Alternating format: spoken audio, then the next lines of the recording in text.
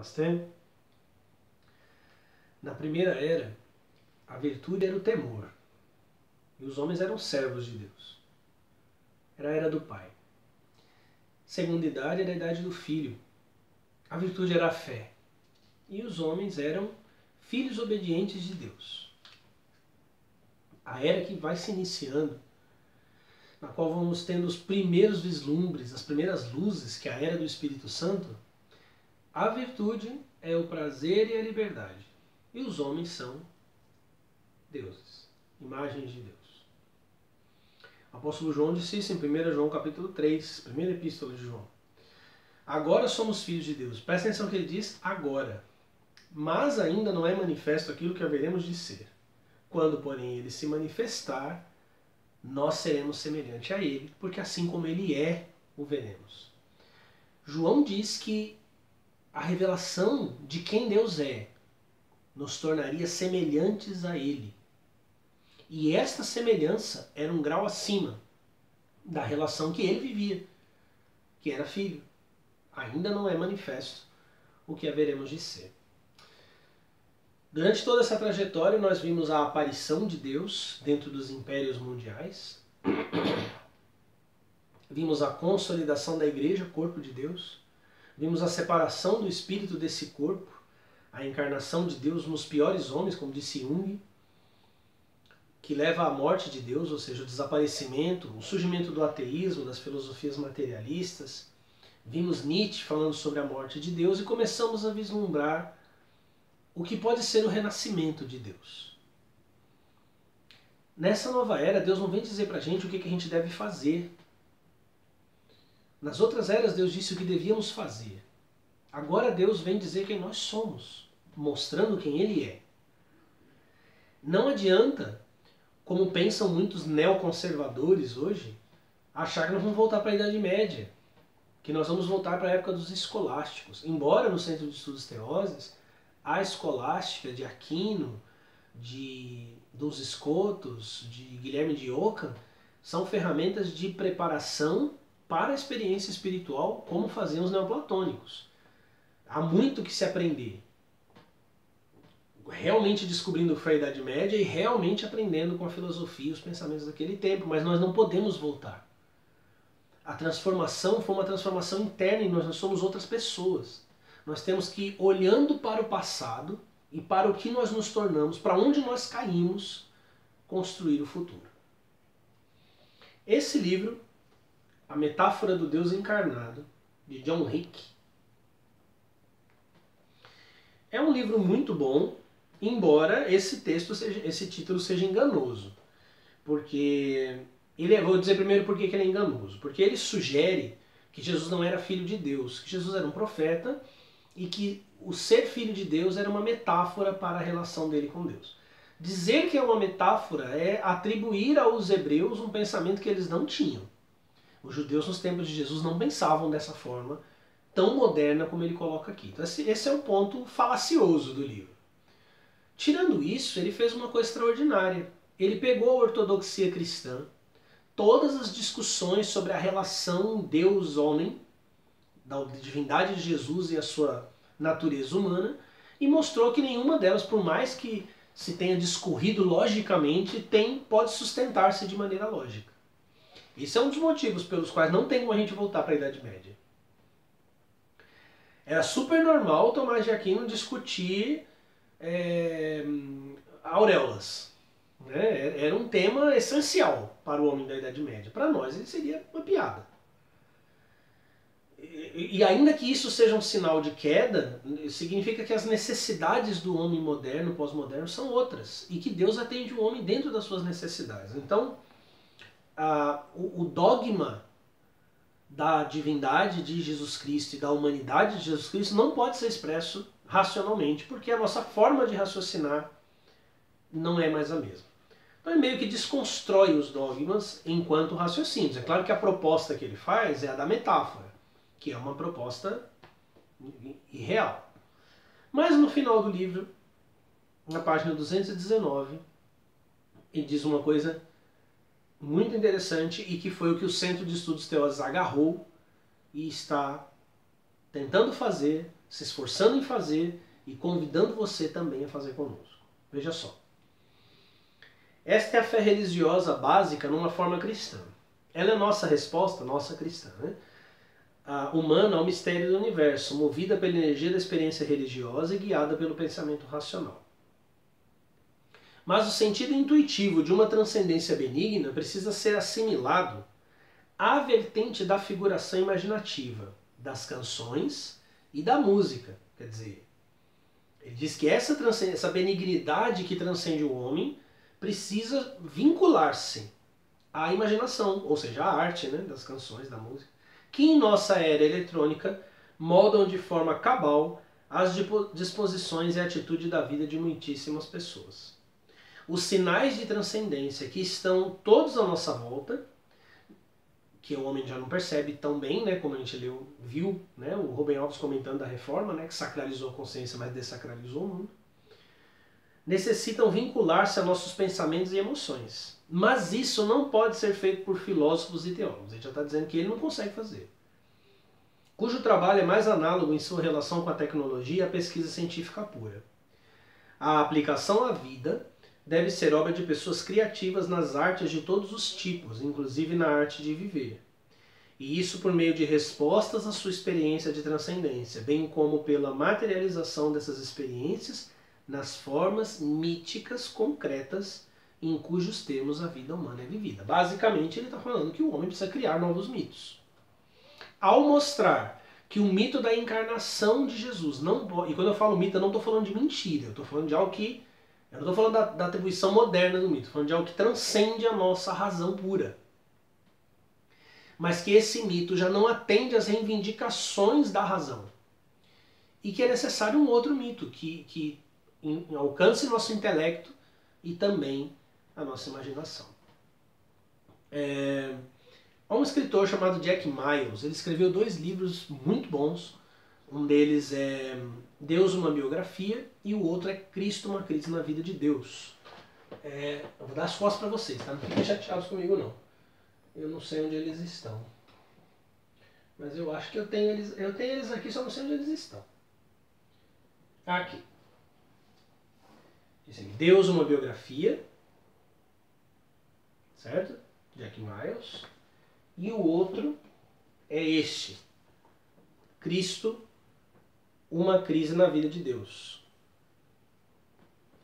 Ele faz uma proposta aqui que não é uma proposta nova, no sentido de ninguém ter falado isso antes, que é uma proposta que vai contra a teoria crítica de teologia. O que é a teoria crítica? Desde a Reforma, a teologia tem se dedicado principalmente à reconstrução histórica do Novo Testamento. Então começou-se a busca pelo Jesus histórico, houveram várias propostas com relação a isso. A proposta de Bultmann, de Paul Tillich, Schleiermacher, várias propostas sobre Jesus histórico, sobre o Cristo da fé, o quanto havia essa relação da construção da igreja na figura mítica de Jesus Cristo e tal. E o Jack Miles compara isso a você pegar um vitral e ao invés de você olhar para o vitral, você desmontar cada pedaço de vidro e ficar encontrando a tinta, tirando a tinta até chegar no vidro puro. E que é uma busca vazia. E ele propõe justamente uma leitura de Deus como um personagem literário. Ou seja, a partir do processo de escrita e a partir do processo de seleção, de organização, ou seja, o processo editorial que juntou os livros, os judeus têm um cânon diferente, a ordem dos livros é diferente da ordem dos livros para os cristãos, você tem um quadro e um desenvolvimento da pessoa e da personalidade de Deus. Inclusive, em Deus, uma biografia, ele diz que nos últimos livros Deus sai de cena, ele se transforma numa espécie do ancião do livro de Daniel, e ele não passa mais a fazer intervenções milagrosas, ele se torna apenas uma inspiração e Israel toma seu lugar. Então você tem Esdras, você tem Neemias, você tem Esther, mas você não tem intervenções divinas mais. E os cristãos fizeram uma organização diferente, terminaram o que para os judeus era Tanakh, eles terminam o seu Antigo Testamento com os profetas anunciando a vinda do mensageiro de Deus, E aí entra, né, o Novo Testamento. Então diz que só por essa disposição você tem finais diferentes para a biografia de Deus. Claro que se a gente começar a falar de Deus como personagem literário, imediatamente nós pensamos, é ficção, logo é ficção, não é verdade. E essa proposta do Miles e de outros não pôde se transformar por conta disso numa proposta religiosa. Tudo bem, eu posso ler a Bíblia como uma literatura, aí a gente vai ver grandes obras desse mesmo sentido, como A Última Tentação de Cristo, do Nikos Kazantzakis, ou O Evangelho segundo Jesus Cristo, do Saramago, obras magníficas, né? Mas elas não são o Deus de verdade. Mas o Deus de verdade morreu, lembra-se? Deus de verdade não é alguém que satisfaz as tuas taras. E eu falo taras porque hoje tenho visto um monte de gente fazer isso, principalmente mulheres evangélicas. Não estou sendo machista, tá? Eu conheço muitas mulheres evangélicas. O que principalmente mulher evangélica faz? Ela pega Jesus e fala, eu amo Jesus, porque o meu Jesus, porque o meu, parece o meu marido, né? O meu Jesus, porque o meu Jesus. O que ela sabe de Jesus? Você vai ver, não sabe nada. Não conhece nada de teologia, nunca leu a Bíblia, não sabe o que os santos pensaram sobre Jesus. Mas ela desenhou um marido perfeito, ou um pai perfeito, chamou ele de Jesus e disse que ele é o Jesus dela, e é meu Jesus. Sem mediadores, né? Como disse Lutero. Isso aí ela diz que é o Jesus de verdade, mas ele é o Jesus da outra lá da esquina também. Ele é o Jesus do Bispo Macedo também. Isso não tem o menor cabimento. Então, o Deus de verdade é ficcional. Pensar que os homens, que a experiência de inspiração divina é similar ao processo que hoje os escritores têm com a inspiração de seus livros, mas que hoje, atualmente, por conta do materialismo, da modernidade, da dessacralização da sociedade, os homens não percebem que as musas os estão inspirando. Quando o homem se senta para escrever um livro, ele pensa que aquilo está brotando apenas da sua imaginação e não que aquilo é aletheia, ou seja, a supressão de lete, do esquecimento.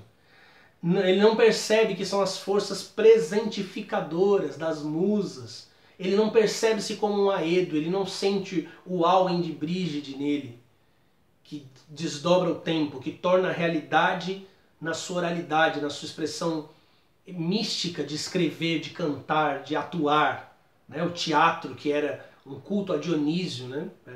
Era sagrado, e ele não perde a sua essência sagrada porque nós estamos inconscientes dessa presença sagrada. Então pensar que homens pensaram Deus não diminui em nada, pelo contrário. Nietzsche disse que como Deus, o homem era a imagem de Deus e Deus estava morto, o homem então agora tinha que se reinventar. Quando Deus aparece como um personagem de ficção, eu não preciso ficar remontando e me perguntando a história e a realidade das coisas. Eu descubro algo novo sobre mim como ser humano. Esse Deus ficção, esse Deus mito, eu sou imagem dele. Quando ele se revelar, assim como ele é, nós seremos. É isso que nós aqui no Centro de Estudos Teológicos temos insistido. Foi disso que eu falei quando eu mencionei o filme, falei da trilogia Matrix. Que o que há um simulacro, abaixo está o deserto do real, você vai levantar um véu e haverá outro véu e sempre um outro véu. Não há uma verdade para ser descoberta. A verdade é aquela que os místicos perceberam. Areopagita, São Dionísio Areopagita, Mestre Eckhart, o vazio prenhe de criatividade, de imaginação e de realidades fantásticas que os homens da Bíblia registraram em seus escritos. Muitas vezes os autores bíblicos, eles mesmos são personagens. Moisés é um personagem. Moisés, enquanto autor da Bíblia, é um personagem. Enquanto autor do Pentateuco, ele é um personagem. Então nós temos um autor que criou um autor que cria o livro, que é inspirado por Deus e que mexe com as pessoas e que transforma a vida das pessoas e que pode nos proporcionar uma experiência de percepção da realidade. Eu vou terminar essa minha fala citando o fantástico William Blake, Casamento do Céu e do Inferno, na página 29. Veja só. A antiga crença de que o mundo será consumido pelo fogo ao cabo de 6.000 anos é real, como revelaram-me nas profundezas do inferno. Pois foi ordenado ao querubim com a espada de fogo, que é a letra Zain, né? Estamos no ano de Zain, que abandonasse a guarda da árvore da vida. E quando isso ocorrer, toda a criação será consumida, destruída. Por que destruída? E vislumbrar-se-á infinita e purificada, pois agora apresenta-se finita e corrompida. Ou seja, o que Blake diz aqui que é a destruição é a criação que hoje é finita. E por ser limitada ela corrompe, ela envelhece e morre, vai se vislumbrar infinita e purificada, porque o caminho da árvore da vida foi aberto. E isso ocorrerá mediante a sofisticação do prazer sensual. Sofisticação, não animalidade, que é o que a gente tem visto hoje. É justamente o contrário. Mas antes de tudo, a noção de que o homem tem um corpo distinto de sua alma será abolida. Ou seja, corpo e alma são uma coisa só. Porque nós todos somos uma ficção, nós somos o espírito. Nós somos a essência, nós somos as ideias. Nós somos o pensamento do Deus que nós pensamos. Nós somos a criação do Deus que nós criamos. Isto conseguirei através do método infernal, outro dia eu explico, tá? Cujos ácidos corrosivos, que no inferno são saudáveis e terapêuticos, ao dissolver as superfícies visíveis, revelam o infinito antes oculto. Eu disse isso no vídeo anterior. O Éden era o infinito dos mundos a serem criados, que hoje nós enxergamos apenas por janelas, nos quadrinhos, no cinema e na literatura. Se as portas da percepção se desvelassem, cada coisa pareceria ao homem como é, infinita, cada coisa. Desde o celular que está me gravando até o anel que está no meu dedo. E você, e eu, infinitos.